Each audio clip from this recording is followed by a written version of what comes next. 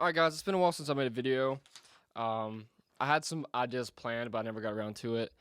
And I actually started making a video last week for the Arkansas-Georgia preview. I was going to do a preview and prediction video, but I never got around to it. I recorded about halfway, and then week got ahead of me, got pretty busy, and I never got to finish it. So I'm going to use I did a lot of statistical notes, took a lot of notes of what both teams were doing in the 4 games before they played each other this Saturday.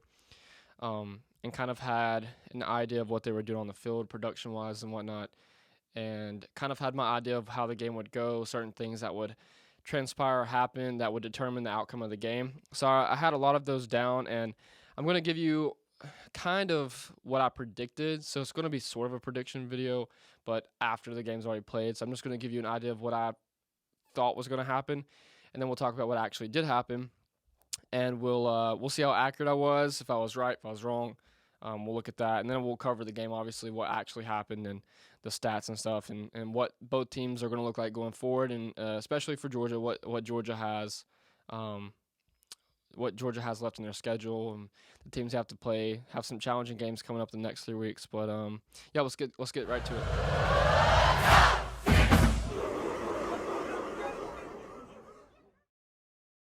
All right, so Georgia beat Arkansas 37-0 this week.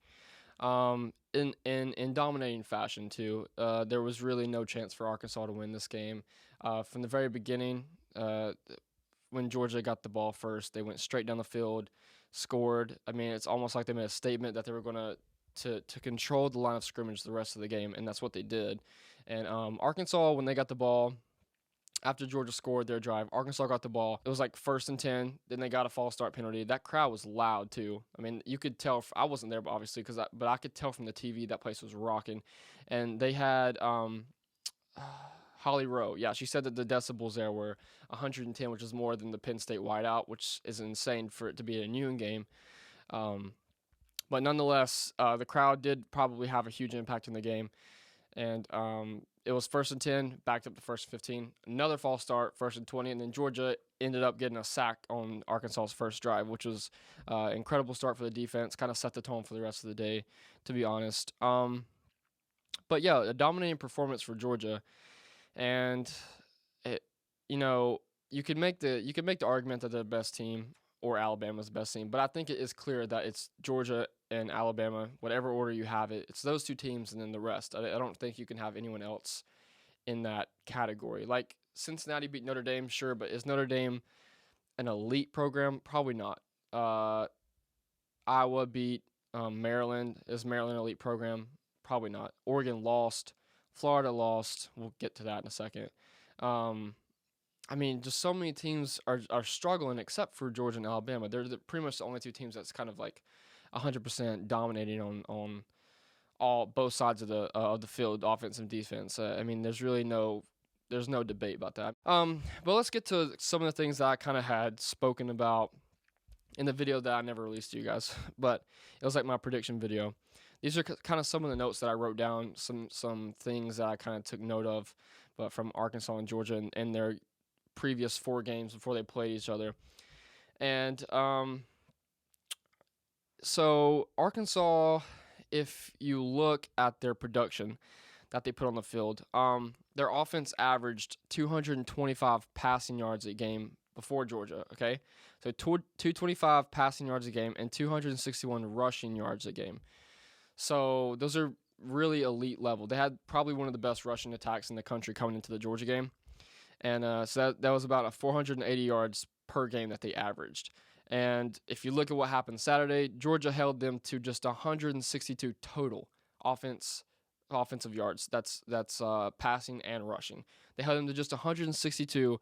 It was only 87 passing yards and 75 rushing yards. So if you look at what they did before they came into the Georgia game, they were averaging 225 passing and 261 rushing. Like that's really good. And Georgia held them to below 100 for both of them. So that just proves, and that was one of the points that I talked about in my video. I was like, is Georgia, what we're going to find out in this game is Georgia an elite defense? Are they an elite program, or is Arkansas just that good, And I think we found out pretty quickly that Georgia is just that elite on defense.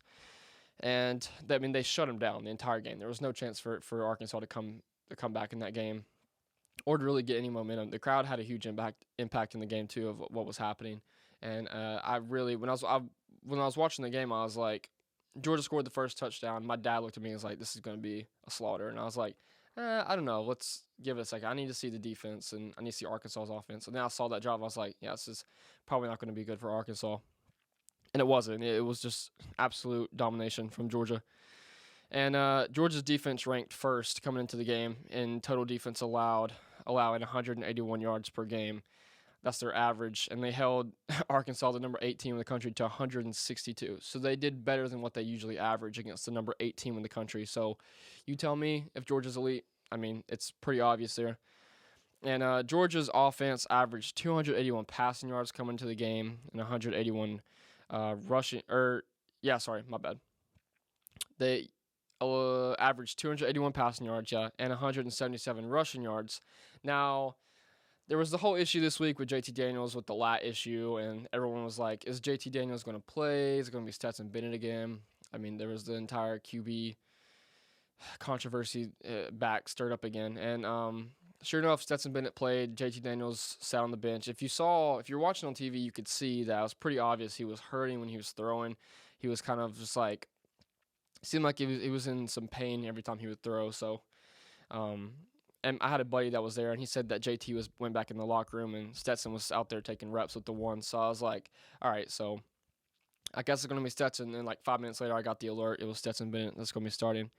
So obviously, there's going to be a drop off in their production in the passing game just because JT Daniels wasn't playing.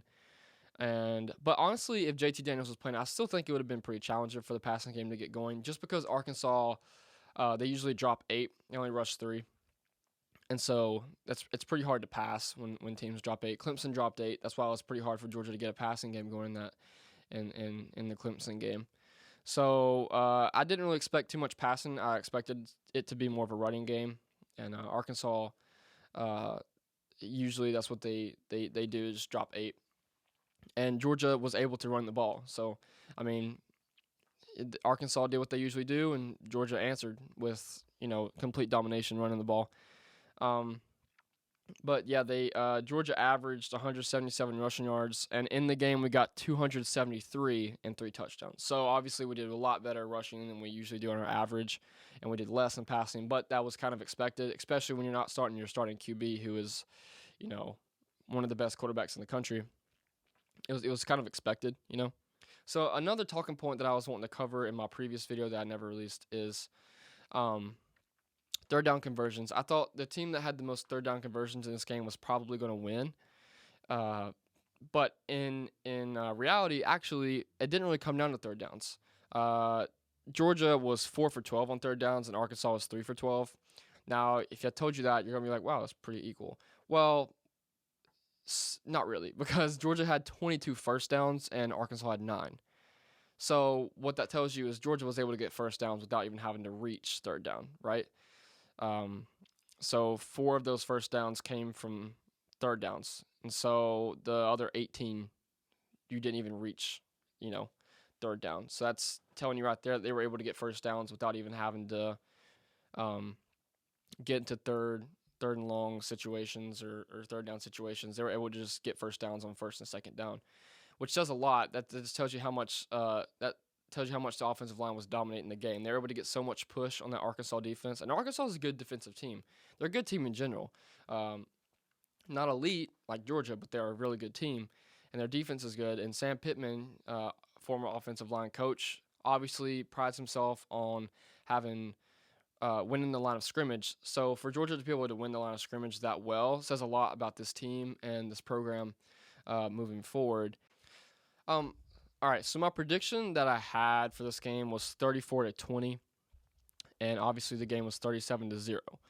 So I obviously fell for the trap. Well, I don't really know if I fell for a trap. I think I don't know if people underestimated Georgia or overestimated Arkansas, or maybe a little bit of both.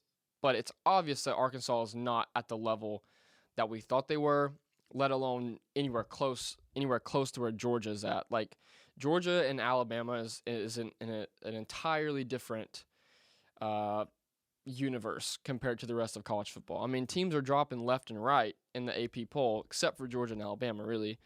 Um, there's only 17 undefeated teams left, and like not all of them are ranked. So there's not that many teams that are, playing at really high level. And the ones that are, I mean, they have like one loss or they haven't really played anyone that's like super challenging. And like, Arkansas, they're 4-0, have wins over uh, Texas and Texas A&M, who were both ranked when they played them. Um, and they're kind of the media's sweetheart. Coming into the Georgia game, people are kind of like, I think I'm going to take Arkansas in this game. Everyone's kind of like it's the Cinderella story kind of thing, and Georgia just completely shuts them down. I mean, it's just not fair, really, that Georgia's just that much better, and it kind of like I hate to like do this because Kirby would he would call it rat poison like Nick Saban does, but it does really feel like you're just waiting for that Georgia Alabama game. That's really what it feels like. You're just waiting for Georgia to play Alabama. And if you think about it, Georgia, if they play Alabama in the SEC championship game, like, is that the title game? Like, because let's say they're both undefeated, the winner and loser of that game, because they're so good, is going to be in the playoffs. Like, that's it. Like, even if Georgia's a one-loss team going into that game, and Georgia, or like even if there's a one-loss team and an undefeated team in the championship game, and the one-loss team beats the undefeated team, they're both going still. I mean, it's going to be really hard for Georgia and Alabama to not both be in the playoffs unless they both just screw up really bad. It's going to be interesting to see what happens when both of these teams, probably play each other in Atlanta, because like, what is the incentive, really? I mean, I feel like Georgia has a lot to play for because Georgia's been wanting to beat Bama for a long time. Kirby's going to have those guys ready to go. I'll tell you that, because Kirby wants to beat Nick Saban really bad, and he's gotten so close so many times, and he really wants to just like Georgia last year with Stetson Bennett was leading Alabama in the third quarter. No one else did that last year with Stetson Bennett. Like, Georgia knows Alabama to a T. Like, he knows how to beat them. He knows what they're vulnerable to. He knows what adjustments to make, what game plans to have. Every time they play Bama, they have an excellent game plan.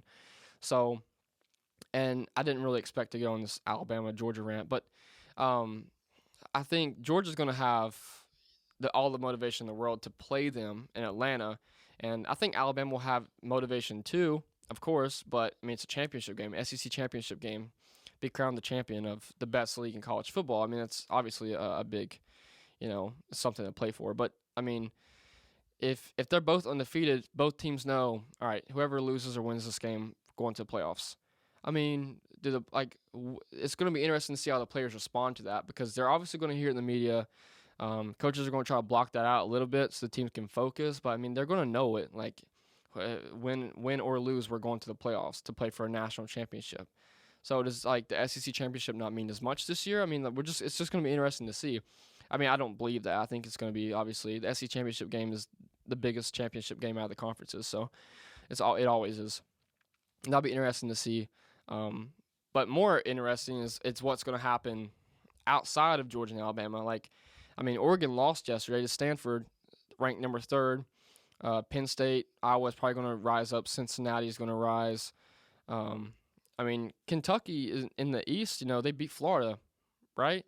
Kentucky's undefeated now. They're 5-0, and everyone's talking about Florida being like Georgia's challenger in the East. That doesn't seem to be the case anymore.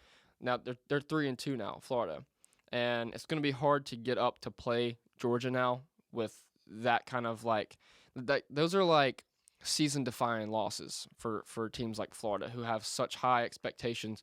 You lose to Bama, kind of expected, possibly, and then you go to play Kentucky, who's undefeated. You have one loss, and then you lose. Kentucky is now undefeated still, and you have 2 losses. So you're now behind Georgia and Kentucky in the East. It's just hard I think it's going to be hard for Florida to get up and kind of get juice to play big-time games, especially against teams like Georgia. So, it's going to be interesting to see what happens in Jacksonville. You know, Georgia goes to play Auburn this week. I'll have a preview and prediction video out this week for that game. Georgia will play Auburn at Auburn this week. I mean, playing at Jordan-Hare Stadium is always challenging. It'll be a 3:30 game, so not crazy nighttime atmosphere, but the end of the game will probably catch the sun going down and whatnot. But it'll be interesting to see how Georgia responds after a big win against Arkansas, going on the road. Don't know if JT Daniels is going to be starting. Stetson Bennett, we'll know more as the week goes on, but I'll cover more of that when we get there. Then they play Kentucky at home. That'll be a pretty fun game. I probably Kentucky will be undefeated coming into Athens there, so it'll be another, probably top 15 matchup at that point against an undefeated Kentucky team playing for the East, So that'll be interesting. Then we have a week off, play Florida. So Georgia has some challenging games coming up. It'll be hard to beat the Dogs, though. I'm telling you, it'll be hard. Georgia's defense is one of the best defenses I've ever seen in general, let alone, at Georgia. Especially probably one of the best I've ever seen in Georgia. Now, I can't say too much about that, but I mean, you look at the stats, like everybody was so hyped up on Arkansas, averaging over 200-something yards on rushing and passing, and Georgia held them to just 162 total. So, I mean, Georgia's defense is elite. Their offense is amazing. And, again, we don't have our, starters back. We have, Darnell Washington played, sure, a little bit against Arkansas. Don Blaylock's not playing, which I don't really know how he's going to – he may not even be, full go until later this season because he still needs to get, those game time reps. He hasn't played since the championship game, SEC championship game in 2019. So he needs to get going. We don't even have Pickens right now. Karis Jackson's a limited role. Rosemy Jack Saint's not even playing right now. He's injured.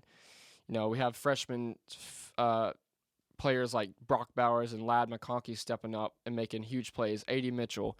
You have – yesterday, you have running backs going on wheel routes, Stetson Bennett tossing it up to Kenny McIntosh. Todd Monken is doing a lot with what he has, and he's doing a really good job of it. So just imagine when we get all these weapons back and JT Daniels gets back, this team is going to be elite, and it's going to be hard to beat the Dogs, I'm telling you. Thanks for watching Dog Football, though. Make sure you subscribe. Like the video, please, and comment. It would mean a lot to me. Hit the bell so you know when I upload a new video. And I should have an Georgia-Auburn prediction video coming out sometime this week. But keep an eye out for that video, and we'll see you next time.